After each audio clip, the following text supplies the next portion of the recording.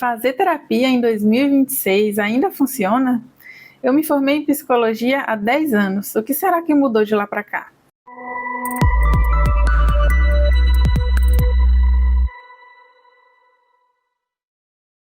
Quando eu estava no último ano de faculdade, eu escolhi a psicanálise como embasamento teórico para eu fazer os estágios e aprender a atender. E eu diria que a abordagem psicanalítica me ensinou principalmente a escutar.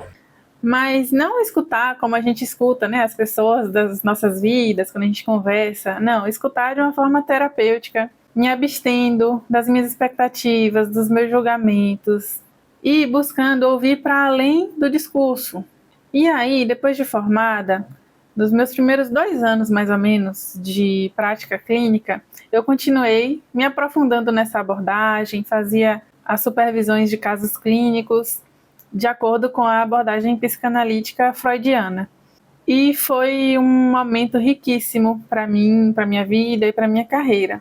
Mas com o tempo eu fui percebendo que eu queria participar mais das sessões. Eu estava ficando tensa, eu saía do consultório com dor de cabeça e eu diria que não apenas por ser ainda o início, né, da prática e tudo, mas também porque eu estava me esforçando demais para manter aquela neutralidade praticamente completa que a abordagem psicanalítica requer de nós, para sustentar aqueles silêncios, para manter a abstinência do meu ego e tudo, da minha personalidade ali, né, nas sessões.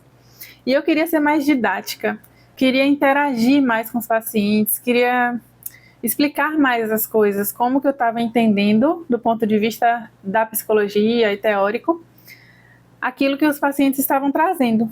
Então, eu comecei a me aprofundar na teoria da terapia cognitivo-comportamental.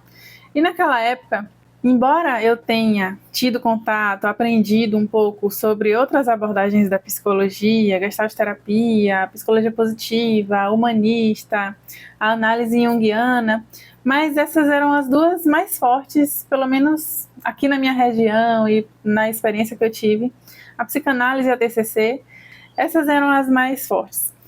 E então eu comecei a me aprofundar na TCC e foi também muito proveitoso para mim, porque eu pude ter esse embasamento que eu estava querendo de ser mais didática para os pacientes.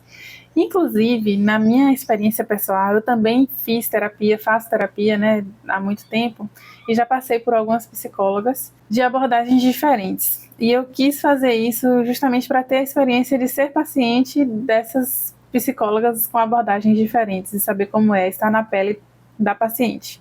E no período que eu fiz acompanhamento com psicólogas da abordagem cognitivo-comportamental, eu percebi que eu ampliei muito a minha capacidade de ter consciência sobre os meus pensamentos, as minhas crenças e como tudo isso influenciava os meus comportamentos e os meus sentimentos.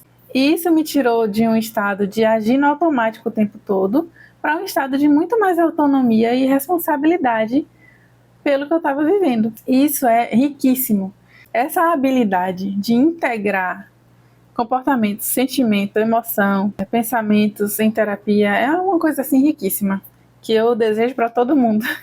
E aí, com o tempo, eu fui percebendo que alguns pacientes que eu acompanhava já há alguns anos, algumas questões permaneciam. Por mais que elas desenvolvessem mais autonomia, essa consciência, mais entendimento sobre seus processos de ansiedade ou de ficarem deprimidas, mas algumas questões, principalmente físicas, eu estou falando aqui agora, alguns sintomas, algumas sensações no corpo permaneciam. E aí na minha carreira começou a surgir a dúvida, por que que, mesmo fazendo terapia, algumas coisas continuam parecendo iguais?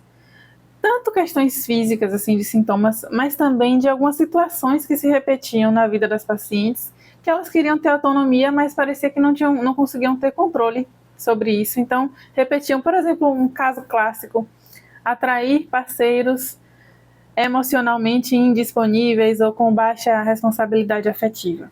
Ou também tentar ter mais autonomia com relação à alimentação, mas parece que não tem absolutamente controle sobre isso, e aí comem com aquela tendência sempre emocional, né, de buscar alimentos que tragam sensação de prazer e tal, ou outros comportamentos parecidos. Nesse meio tempo também eu me aprofundei mais em alguns conceitos e práticas como mindfulness, grounding, autocompaixão, e tudo isso foi enriquecendo, né, cada vez mais.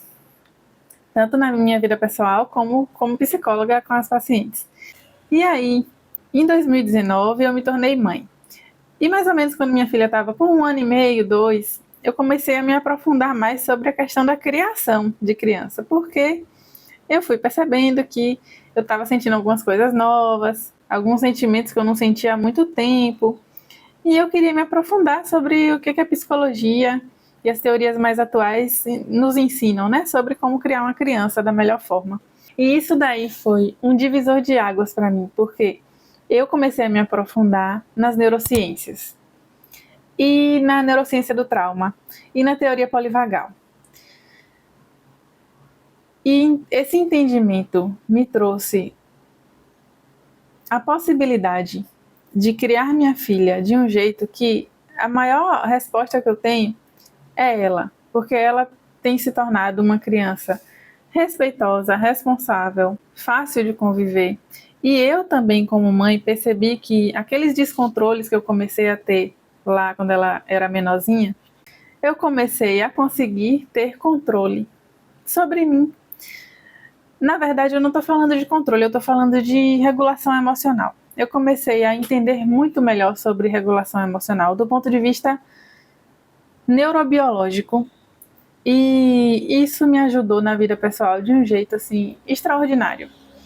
E me ajuda muito também como psicóloga com as pacientes. Então, a grande questão ao me aprofundar nessas novas teorias, porque muitos desses conceitos são realmente novos, de uma década para cá, que ajudam a comprovar certas coisas que a psicologia já trazia antes e a fazer cair por terra outras questões, como, por exemplo, às vezes a terapia apenas pela fala pode retraumatizar as pessoas.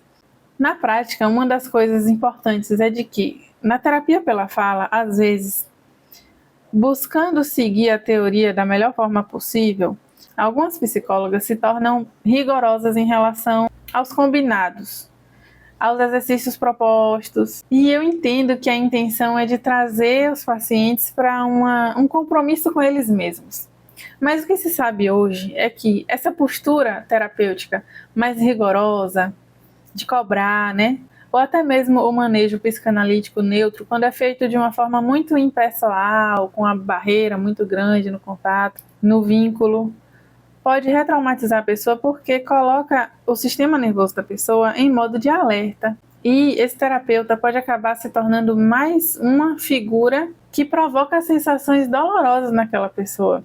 Outra prática também comum é de ficar incentivando que a pessoa fique revisitando momentos dolorosos, difíceis, traumáticos, que fique reelaborando aquilo, mas sem a percepção de como está o estado autonômico da pessoa naquele momento, ou seja, se a pessoa está se sentindo segura ou não. Se a pessoa estiver tensa, nervosa, isso vai retraumatizar. Não vai haver ali uma elaboração, vai haver corpo em estado de sobrevivência, mais uma vez, mais uma experiência ensinando para aquele organismo que o mundo não é seguro. Você já ouviu falar dessas teorias novas, desses conceitos que eu estou trazendo aqui e dessa importância da terapia considerar não apenas o cognitivo, a reestruturação cognitiva, mas também o organismo, o sistema nervoso, os estados autonômicos, integrando isso com a fala, ensinando ao paciente a como perceber quando o corpo está em modo ameaça, modo sobrevivência, luta e fuga,